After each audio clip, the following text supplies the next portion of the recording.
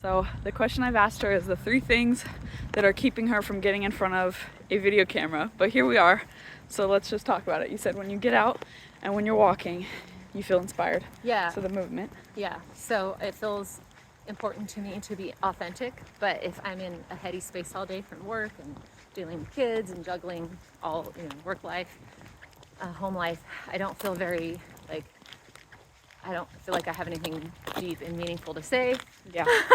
Yeah. And I can be a perfectionist because I want it to, not like for an image purpose, but like I don't want to sound preachy. I want it to be You want to give authentic from my heart and be very intentional. Yeah. So, like as if you're answering a question, like you've asked me, right? Totally. So it's authentic response. Yeah. Not like I've created I have the this answers content to everything. Yeah. and right, exactly. Yeah. So, but I just don't get prompted for that when I'm like, Yeah. my job is so demanding and heady and complex. So I want to go back to something you said before about that you wanted to create intentional content, but that if you're gonna talk about it, you want to be practicing it.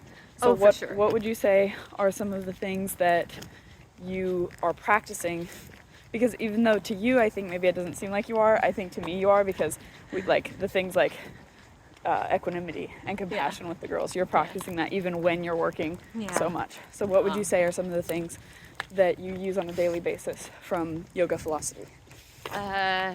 Definitely developing mindfulness and self-awareness. So I think I've exercised that muscle pretty, I've strengthened that muscle for many years, so it's kind of primed me to be ready for the chaos of now.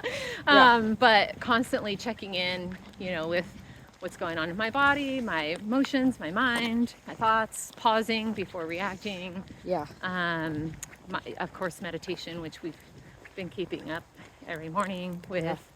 What have you? So how long have you guys been meditating every morning? We are on our fourth 195-day program, so... Wow. That's more than a year.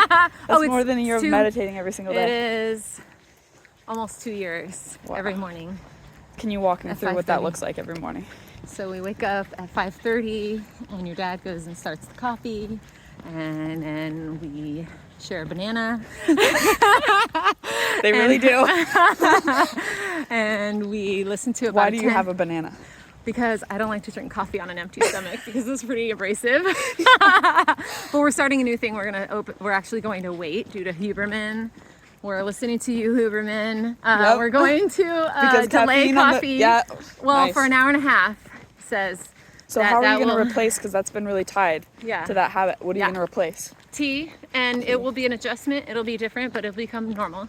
Yeah. And then that will be the thing that feels, like normal. The start to the day. So we're pretty used to starting new things and, that adjustment period. So that doesn't feel too difficult. That's very cool. So, yeah.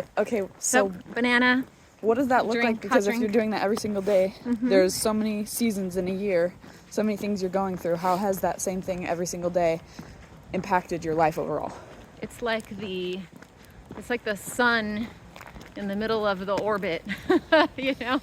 It's the nucleus to the craziness that is ever changing and evolving. It's the constant variable that brings, stability and peace even when like it's a touchstone. Yeah. Yep. Wow. Yeah. We don't miss it even if we're sick or if we've gotten to bed at 3 a.m. Yeah, I know. Yeah, it's very important. Even if we go back to sleep after. Okay, so another question. Also is it's actually a cornerstone to our relationship. That was actually my question. We start our day connecting with each other in such a deep and intentional way, and then we always try to end the day in a similar kind of check out. Yeah.